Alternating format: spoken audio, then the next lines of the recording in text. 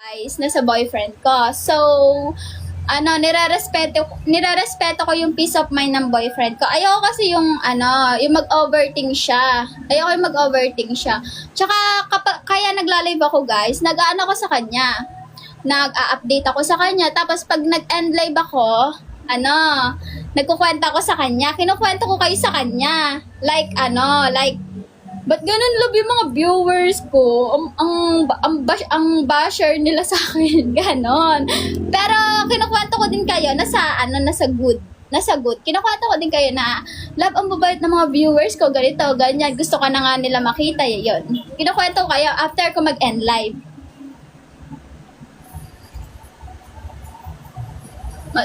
Matsalalo. Welcome. Kaya ikaw choose mo muna yung sarili mo. Huwag mo ibibigay lahat-lahat sa babae. Piliin mo muna yung sarili mo. Tapos kung magbibigay ka sa babae, bigyan mo siya ng 50%. Like, parang 50% sa'yo, 50% sa kanya. Parang, hindi ka mauubusan ng mental health sa kanya. Hindi mo ibibigay lahat kasi pag binigay mo lahat, doon ka lang masasaktan sa huli. Kaya kung ako sa'yo, 50-50. 50% sa sarili mo, 50% sa kanya. Mami, bakit pinalitan ng name mo? Okay naman siya eh. Nickname ko po yun siya. Ang dami,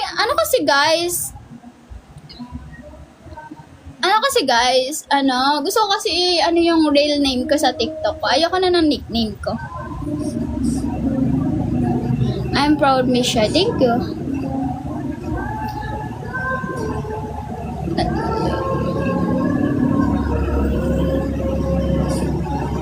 Wow, galing naman. Hi, si JM kasi guys, kaya nagpalit ako ng name eh. Si JM kasi lagi sinasabi ng tropa ko na yun yung name ko. Nakakainis, kaya pinalitan ko. Tanong pa kayo guys, if need nyo ng advice guys, tanong lang kayo sa akin. Nawala na naman si Sai, nakakainis. Namimiss mo na naman Clark? Magtanong na lang kayo sa akin guys. Para tanong na lang kayo sa akin guys, anything. Height ba tayo? Per 11 po ako, per 11.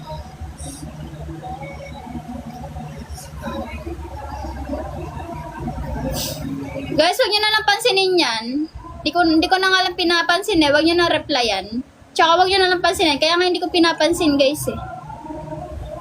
Kasi kahit i-block ko pa yung mga account nila, gagawa ng account yan.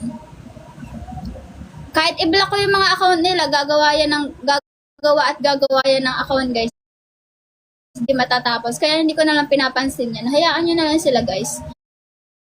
Huwag nyo nang replyan yung ganun guys.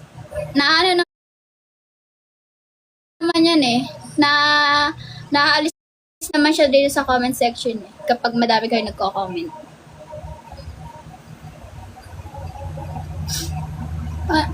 Paano pag di ka crush ng crush mo?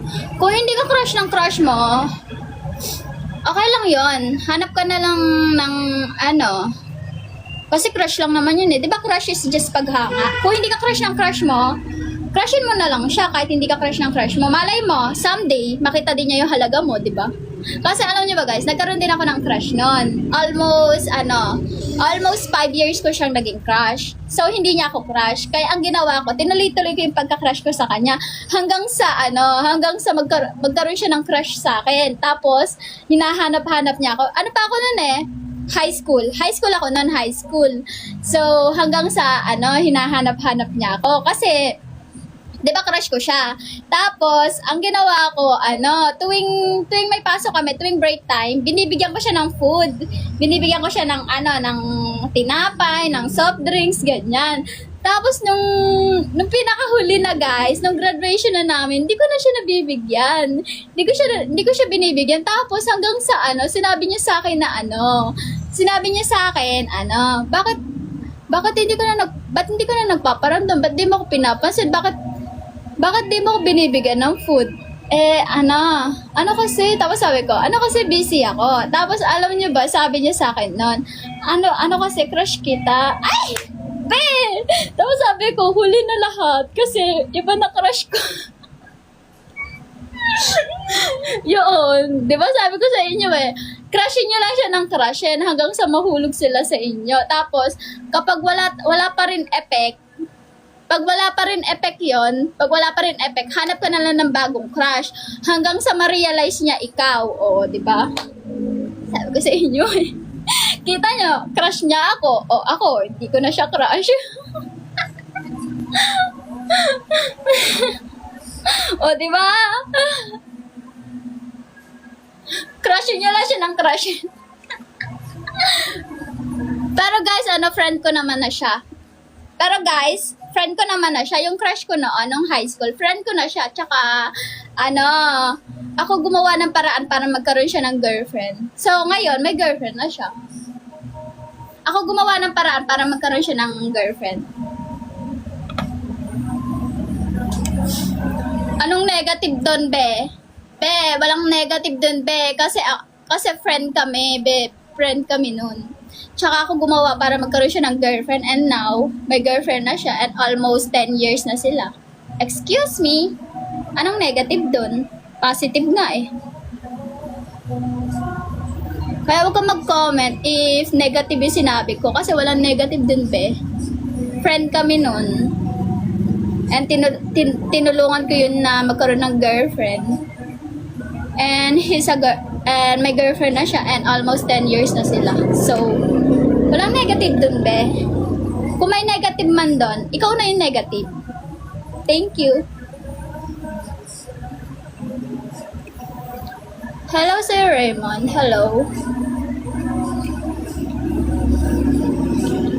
Kumbaga kasi, doon sa ginawa ko na yon, yung crush ko siya, tapos di niya ako crush, ang ginawa ko doon, taste your own medicine. Like sobrang nasaktan ako na nung hindi ako crush. Tapos, parang gumanti lang ako na slight. Pero, sa huli, tinulungan ko din siya magkaroon ng girlfriend. O, diba? So, walang negative din, guys. Parang iparanas mo lang sa kanya yung medicine na nakuha mo. Yes po. Sai, ba't di ka nag-chat-chat? Busy si Sai. Busy yata si Sai Clark. Or baka may ginagawa lang siya. Si Kyle nga, wala eh. Wala nga dito si Kyle eh.